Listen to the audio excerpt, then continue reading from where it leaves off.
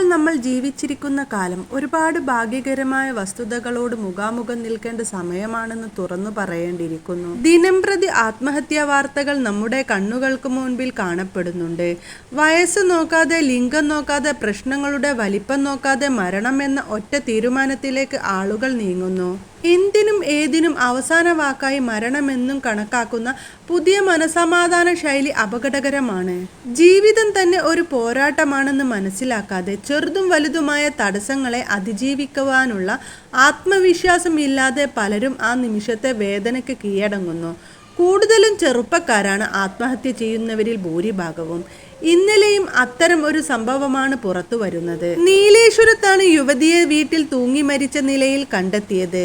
ജിജിഷ സതീഷാണ് മരിച്ചത്. 29 വയസ്സ് മാത്രമായിരുന്നു യുവതിയുടെ പ്രായം. വിവാഹിതയും 2 കുട്ടികളുടെ അമ്മയുമാണ് ജിജിഷ. കഴിഞ്ഞ ദിവസം രാത്രിയിൽ ഇളയ മകനാണ് തൂങ്ങിയ നിലയിൽ ജിജിഷയെ കണ്ടത്. ആ കുട്ടി വല്ലാതെ പേടിച്ചുപോയി. ഉടൻ തന്നെ കുട്ടി ബഹളം വെച്ച് വീട്ടിലുള്ളവരോട് വിവരം പറഞ്ഞു. ആശുപത്രിയിൽ എത്തിച്ചെങ്കിലും മരിക്കുകയായിരുന്നു. 2 കുട്ടികളാണ് ജിജിഷക്കുള്ളത്. ഭർത്താവുമായി വാടക വീട്ടിലാണ് ഇവർ താമസിച്ചിരുന്നത്. എന്തിനാണ് മരിച്ചതെന്ന് ആർക്കും വ്യക്തമല്ല.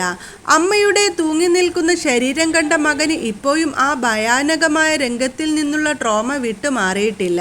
2 കുട്ടികളും അമ്മയെ നഷ്ടപ്പെട്ട സങ്കടത്തിൽ വാവിട്ട് കരയുകയാണ്. ഭർത്താവുമായി പ്രശ്നങ്ങൾ ഒന്നുമില്ലായിരുന്നു. പിന്നെ എന്തിനാണ് ജിജിഷ ഇങ്ങനെ ഒരു കടുങ്കൈ ചെയ്തത് എന്ന് ആർക്കും അറിയില്ല. ആശുപത്രിയിൽ നിന്ന് പോസ്റ്റ്മോർട്ടത്തിന് ശേഷം ജിജിഷയുടെ മൃതദേഹം വീട്ടുകാർക്ക് വിട്ടു നൽകി. നിരവധി ആളുകളാണ് യുവതിയെ കാണാനായി വീട്ടിലേക്ക് എത്തിയത്. എല്ലാവരോടും വലിയ സ്നേഹമുള്ള വ്യക്തിയാണ് ജിജിഷ. ആർക്കും എന്തിനാണ് ഇവർ ഇങ്ങനെ ഒരു പ്രവൃത്തി ചെയ്തതെന്ന് അറിയില്ല. എന്തെങ്കിലും ഒരു കാരണമില്ലാതെ ആരും മരിക്കില്ലല്ലോ. അതിനെക്കുറിച്ചൊക്കെ അന്വേഷിക്കേണ്ടിയിരിക്കുന്നു. മരിക്കുന്നതിൻ്റെ തൊട്ടു മുൻപ് വരെ കുട്ടികളുമായി കളിച്ചു ചിരിച്ചു നടന്നതിനു ശേഷം കുട്ടികളെ ഉറക്കിയതിനു ശേഷമാണ് ജിജിഷ പോയത്. പിന്നീട് പോയി ആത്മഹത്യ ചെയ്യുകയായിരുന്നു. കരഞ്ഞു കലങ്ങിയ കണ്ണുകളുമായി വീട്ടുകാരെയും സ്വന്തക്കാരെയും കുട്ടികളെയും ഭർത്താവിനെയും എന്തു പറഞ്ഞ് ആശ്വസിപ്പിക്കണമെന്ന് അറിയാതെ വിങ്ങിപ്പൊട്ടി നിൽക്കുകയാണ്. ഒരാൾ ആത്മഹത്യ ചെയ്യുമ്പോൾ നഷ്ടമാകുന്നത് ഒരു ജീവൻ മാത്രമല്ല, അതിനൊപ്പം ഒരു കുടുംബം തകർന്നു വീഴുന്നു. ഒരുപാട് സ്വപ്നങ്ങൾ ഇല്ലാതെ ആകുന്നു. അനേകം ചോദ്യങ്ങൾ ഉത്തരങ്ങളില്ലാതെ അവശേഷിക്കുന്നു. ജീവിതം അനിശ്ചിതമെങ്കിലും അതിൻ്റെ പ്രതീക്ഷയും സാധ്യതകളും നമ്മളെ പിടിച്ചു നിർത്തേണ്ടതാണ്.